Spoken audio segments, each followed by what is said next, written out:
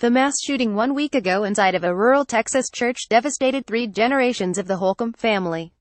Among the dead were Crystal Holcomb, 36, and her 3 children, Megan, 9, Emily, 11, and Greg, 13. But Holcomb was also 8 months pregnant, a cousin told the Associated Press.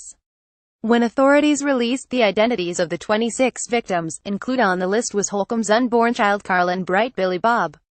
Crystal Holcomb, a victim of the mass shooting at the First Baptist Church in Sutherland Springs, Texas. Handout Reuters. Texas' decision to count the fetus in the final tally wouldn't be unusual nationwide, laws in states across the U.S. suggest. But it does raise questions about whether the death of an unborn child should be treated as murder and at which stage of its existence. At least 38 states have laws related to fetal homicide, or feticide, according to the National Conference of State Legislatures. Under Texas Penal Code, individuals are considered living human beings and include an unborn child at every stage of gestation from fertilization until birth. Texas updated its penal code in 2003 following the high-profile case of Lacey Peterson, a California woman who was 8 months pregnant when she was murdered. Her husband, Scott Peterson, was convicted in her murder and then separately in the death of their unborn son. Related, about half of the Texas church shooting victims were children. Other states used the term viable fetus to describe at what point an unborn child can be considered a living human being. Viability is generally considered around 23 weeks from conception, when a fetus can theoretically survive outside of the womb, according to medical research. Houston defense attorney Stanley Schneider said prosecutors don't appear to be shying away from using fetal protection laws. You have a violent death and the public wants protection. And they think you need to pass a law that will protect them, said Schneider, who represented a man initially convicted of murdering his pregnant wife, although the killing took place before Texas feticide law.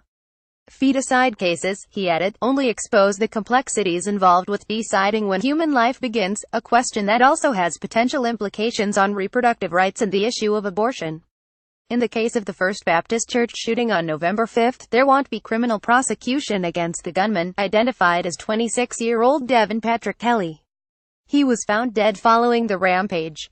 Still, anti-abortion and religious groups, as well as some politicians, say prosecutors should have such a law in their toolbox to acknowledge the larger loss that happens when both mother and unborn child are killed.